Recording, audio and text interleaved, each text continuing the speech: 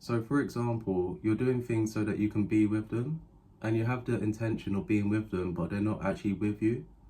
And you spend so much time doing things for other people that is one-sided, and they wouldn't do the same thing for you. Rather than just telling people of what you're actually thinking or feeling, you're afraid that they're going to reject you. So that's why you're doing everything you can to be around them in hopes that they like you. And it's mostly one-sided. So that's what happens when it comes to simping, because it's one-sided. And the other person doesn't know what it is that you want. So because of what you said, they reject you, and then you take it personally. The second sign that you are a simp is when you're busy, but you make yourself too available. And you know that you have a busy schedule, but then you're doing everything you can to always spend time with someone, and they wouldn't do the same thing for you. You start to change your plans just for one person, and you start to spend all your time with one person, but you don't seem to hang out with your friends at all. And when you're so busy and you change your schedule, you change your plans for other people, you realize over time that it can be a burden, and it's so stressful for you, it makes you feel overwhelmed. And when you make yourself too available, but the other person doesn't do anything, it's a communication gap. And when you make yourself too available, some people say that that's commitment, but I say that's you stretching yourself too thin. Because when you're stretching yourself too thin, you realize that there's only one of you, and you don't want it to get to a point where you keep this all to yourself. Because when you're with someone, the whole point of being with someone is to communicate your wants and needs. This is the third point that I'm going to say. I did touch upon it earlier, but when you're with someone, you start to spend all your time with that person, that you don't seem to remember the person of who you was before them. Remember that while you're watching this video, you can agree or disagree with me, but when it comes to simping, it's because you're doing everything you can to spend time with one person, and then you start to lose friends because over time you don't seem to hang out with them, or you don't do anything to try on your end. And you seem to put all your energy into one person, you put all your eggs into one basket. I'm going to say this, that when it comes to your real friends, the ones that are actually there for you, they are the ones that are looking at things from outside. They're looking outside of yourself. And it's okay to have your own opinion, but at least listen to them because they actually know you. They may have known you for years, but the person that you're simping over, you may have known them for months. So that's why you need to treat your friends and your partner as separate, but you just need to have a balance where you have time for your friends and time for your partner. Here is the fourth sign that you are a simp and you don't trust the person that you're with. Because when you don't trust a person, you're always concerned with where they are, and you don't actually set boundaries near the beginning of a relationship. And this could be a friendship because, for example, you may not even be with that person, but you're simping over them, and they may give you attention, which is what you've wanted, but you have to make sure that that attention is because they actually want to be with you, and not because that attention will give them happiness. And you want to make sure that when someone gives you attention, you need to think, why are they giving you attention? And if you two was by yourself, would they still give you that same attention? You need to ask them questions of why they are giving you their full attention. And you need to ask them of where they see both of you in the future. And it's very good that both people want the same thing. But if you want different things, but then later on you can't end a relationship or friendship because of that, then you are simping, because if you can't end it, you realize that because they look good, you start to ignore everything. And that's really my next point of ignoring red flags. Because when you start to ignore red flags, it starts to build up over time, and it becomes very obvious that there are red flags, but you don't want to ignore it, because the more that you ignore it, you realize that it doesn't seem to go away, and they make the same mistakes, but you're still with them. And that's what I wanted to say as my fifth sign when it comes to simping. Before I move on to the sixth sign of only talking to people that are high interest, I'm just going to elaborate on my fourth point. Because when it comes to my fourth point of not trusting someone, you need to let people do what they want to do. And if they don't think about you at all, and then they come back to you later and just apologize, you need to accept the apology and just move on.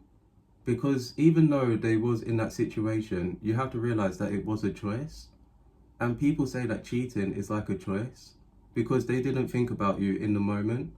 And you need to not tolerate disrespect. Because if you allow someone to disrespect you and you still stay, and you don't walk away at all, you realize that they'll keep coming back and making the same mistakes. So that's why early on you need to start talking about it. And especially if you're not even with someone in the first place, that you can't be putting in all your energy into it if they don't feel the same way about you. And you can't force someone to feel the same way about you. I'm going to move on to the sixth sign, and it's about talking to people that are high interest. Because people that are high interest, you'll realize the difference between high interest, medium interest, and low interest. And when someone is a low interested person, you realize that they want so much of your time, but they don't do anything back. And they only want to spend time with you if you're giving something to them, but they wouldn't do the same thing for you. And when it comes to medium interest, it's because they like your attention, they see at least a future with you, but they don't do anything on their end. Medium interest people, they waste your time as well, just like low interest. They don't seem to show you that they actually want to spend time with you, and they don't show you that they like you. If someone is not excited to see you, but then you're doing everything you can to make their lives easier, you just need to move on, because no matter what you do for them, whether it's a medium interest or a low interest person, you can't really change of what they feel about you or what they think about you. And they might think about you as just a friend, but they won't actually say that. You need to be the person that can read in between the lines, or to just walk away, because you can't really tolerate disrespect. When it comes to some people, they may want different things, and that's okay, but you can't just be with someone and try to change them in some type of way. Like for example, you may want a long-term relationship, but then someone wants a short-term relationship, and you start to change your mind easily because you want to accommodate to what it is that they want. And you would do things for them without a second thought, but when it comes to them, they seem to hesitate. And that's why I said earlier that people are either hot or cold, but they're never doing anything they can to at least be warm. And when I mean warm, it's because they're being sweet, but they're not being too sweet, where it becomes too much. Because there is a balance. You don't want to do things all the time for other people where it's one-sided. But let me just continue on. It's because when you change your mind so easily, it's because you can't make a decision. You either want to be with someone or you don't.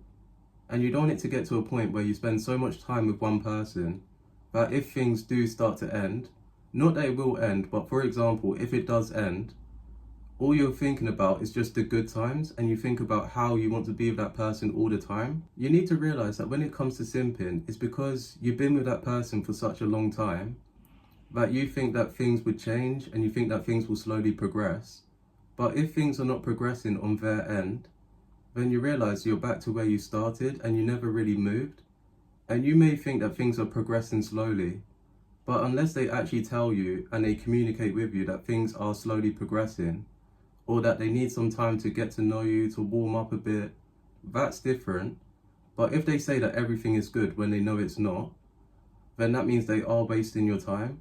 When you're simping over someone, you're afraid to say the things that need to be said, and you're afraid to do the things that you know you should be doing. You need to walk away if things aren't up to your standards, and that's the same thing for them, because they should walk away if they know that what they want isn't really you. Maybe before you was trying to improve yourself, but the more that you spend time with them, they start to like you the way that you are. Over time, you start to get used to being around them. Over time, you stick to the same habits, the same conversations. And when it comes to simping, it's because you like someone's looks and you like how they look. And for the most part, it's very surface level. It's not because you actually got to know them deep enough, but you don't actually focus on the situations that led to arguments. Because they could be out late at night, but then you become insecure because you don't know where they are. And then you want to know everything about them, you want to track their location, you want to know who they're with. And you just need to build that trust for the most part. There are better people for you, and people that fit into your standards. And it's important to never really settle. And when you start to settle, you know you're settling. Because the things that people do, you let it slide. And I do understand where you want to stay and make things work. But if you've tried everything and it's still not working, you need to make a decision that you deserve better, you need to be in better environments, and you need to decide of who you want to be with more carefully. So that's all I got to say, and you can agree with me or disagree with me. Let me know in the comments if you agree or disagree, and I'll see you in another video, and thank you for watching.